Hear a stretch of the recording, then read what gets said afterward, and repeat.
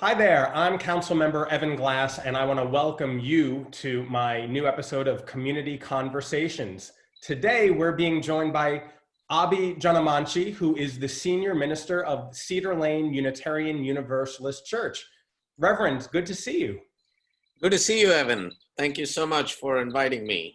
Absolutely. Well, I have been to your church. We know each other well, and I wanted to chat with you because what I find special about the congregation you lead is that the pews are full of Christians and Jews and Buddhists and humanists and other people in our community who are looking for some spirituality and some guidance.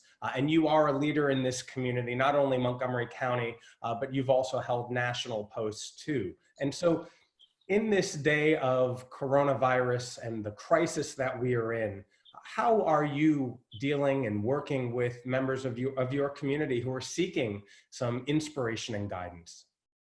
Sure. Thank you. That's an excellent question. It is a question that kind of is in front of us as we go through this time together. Our focus within our community has been to provide a deeper sense of connection that is within, among, and beyond us, within providing the spiritual tools that are needed for this time, for people to be able to feel that sense of grounding and connectedness despite the physical distancing and the isolation that this time is bringing into people's lives. And the connection among is to, create a feeling of community and belonging for the people across walls, even if we're not physically together, at least to feel that sense that we're part of a larger community. And beyond, recognizing that we're all in this together and we are interconnected and interdependent. And it is not just about us, our own lives, our families, or our friends and our religion, members of our religious community, but that we also are connected to the larger community and finding ways to be of service in this time. So that's kind of how we have been approaching our time together in these past few weeks. And we are in the springtime, and it is a very memorable time, a celebratory time for many faiths around the world. We recently had Easter and Passover. We are now in Ramadan. And so for people who, because we can't go into our religious institutions, how are you communicating, and how are people choosing to communicate with you and other religious leaders? Our communication primarily has been through worship, which we have taken completely online.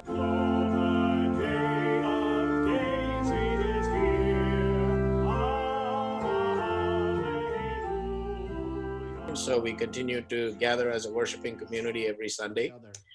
And we've been, lifting up themes, both, religious themes to mark these special religious observances, as well as themes of, inspiration and hope, in a way that is not to deny or ignore the realities, the realities of death and suffering that's all around us, as we see this virus spreading all over our country as well as around the world, and we see more and more people being affected and people dying, and so we feel that all religious traditions have important teachings that are lifted up through religious observances like Passover or Easter or Ramadan or the Hindu festival of Holi, which is a festival of spring, the celebration of joy.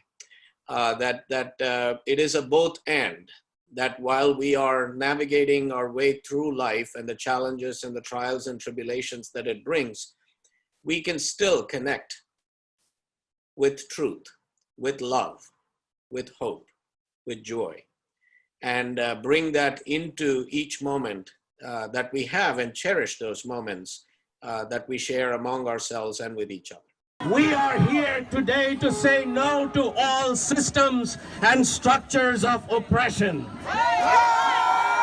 to listen to the call of love and answer to that call of love with the yes of our lives. Well, and your messages of truth and joy and hope and love, the ability to do so via the internet and online, I think is a beautiful 21st century tool. And I know that you were the former president of the International Association of Religious Freedom, and I can think of no other way to celebrate that freedom than to do so online and communicate in an unfettered, unfiltered way. So thank you for your leadership in that regard.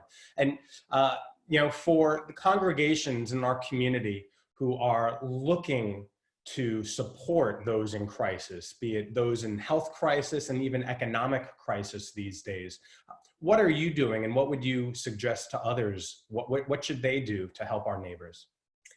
So we are engaged on many different levels. So we've been raising funds for local organizations that are engaged in critical work, like Manna Food Bank, for example. We also, are supporting our Congregation Action Network, which is a group of over 70 congregations in the DMV region that has now established an emergency relief fund for undocumented families that have been impacted by the crisis, including loss of jobs, lack of health care, and also families that have been affected by COVID-19.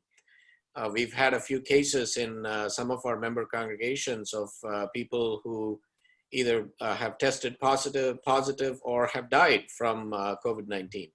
So that's one way we are doing this. We're also volunteering our time and efforts, members involved in different things, including volunteering for MUM, which is the area, again, another food organization that is there to reduce food insecurity among residents of our county. We are mobilizing to support CASA that has put out a call for drivers who need to take food, and many of our members are making masks and gathering them and providing them to people both in our congregation and giving it to hospitals in the area. Sure. Well, you have definitely a congregation that leans heavily towards social justice, activities towards making sure that everybody is cared for. And I applaud you, and I do love visiting your church, usually during these events where we support one another. And we have inspirational messages which are led by you beautifully. And because of that social justice bent, I know that you are also a sanctuary church where you have a member of the community, Rosa Gutierrez Lopez, who is an undocumented woman with her family. My nombre es Rosa Inés Gutierrez Lopez. Soy de origen salvadoreña. I'm from El Salvador. And so she's been in refuge in your church for a number of years now, right? Well, she's been there for more than 16 months since December 2018. And yes, you're right. She is undocumented and has an active order of deportation against her from ICE. She's from El Salvador originally, has been living in this country for 13 years and has 3 US-born children.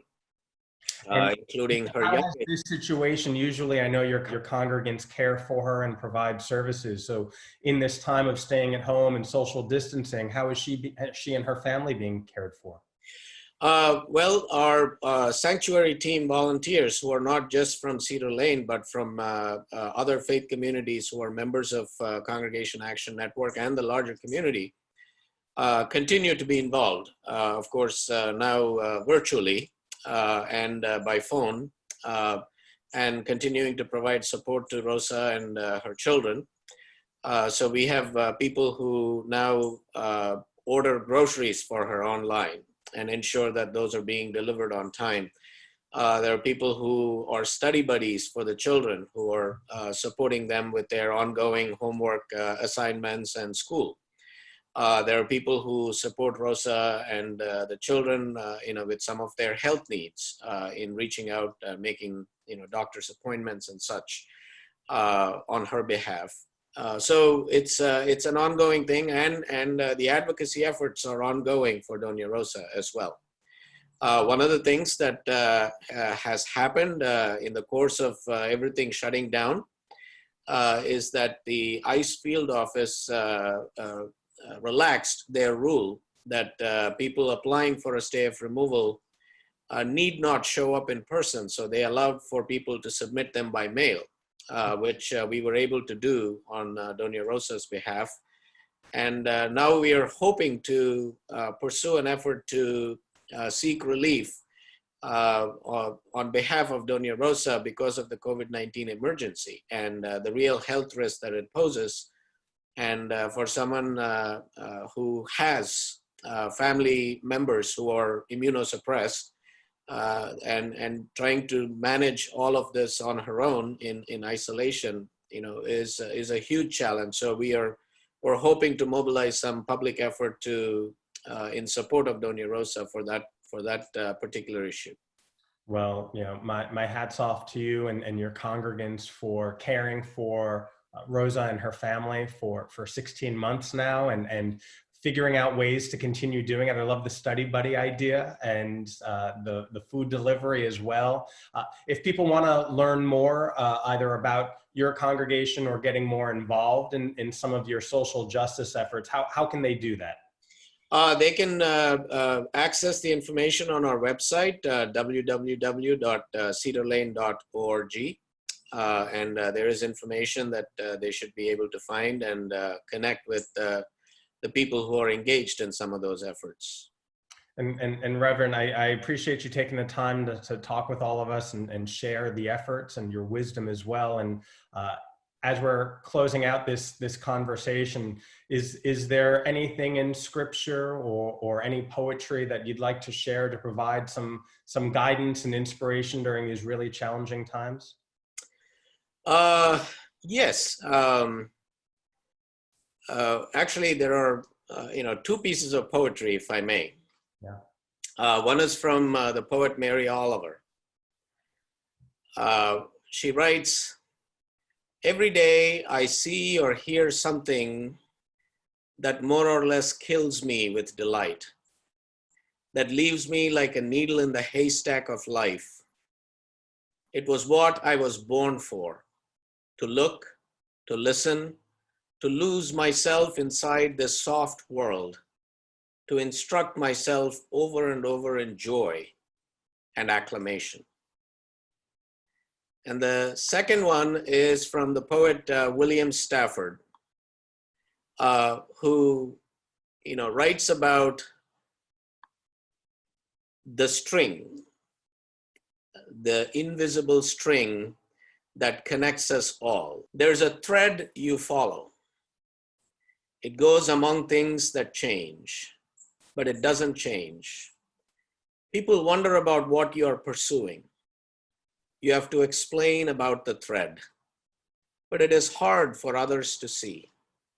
While you hold it, you cannot get lost.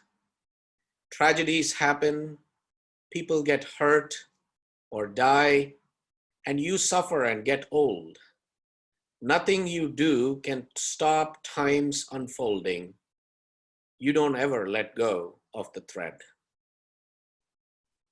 Well, thank you for sharing those poems with us. And, the thread that binds us all together is our community, is our faith, is our civic values. And one of the things that I've been working really hard on at the council is making sure that our social safety net is strong and all the threads that you and everybody else in our beautiful community stitch into that social safety net, that's what's going to get us through. That's what is going to ensure that those who need help the most receive it. And so I appreciate you taking some time out of your day to provide a little inspiration and motivation to me and to everybody else who is listening. And Reverend, thank you for everything that you do. Thank you for your beautiful congregation. And as you noted, and as we all know, we are all in this together. And I look forward to working with you as we come out of this crisis to make sure that every resident in Montgomery County is loved, is taken care of, and is respected. So thank you for everything that you do.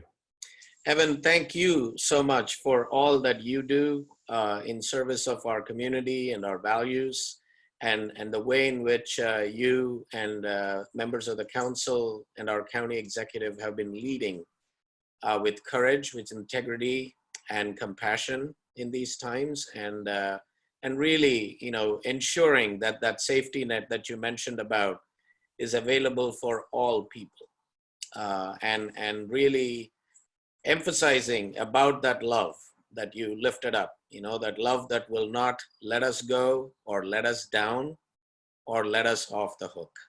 So thank you for your service. Well, thank you for that, and thank you all for watching this community conversation with Reverend Abhi, and I look forward to having more conversations with you and members in the community in the future. Likewise, thank you.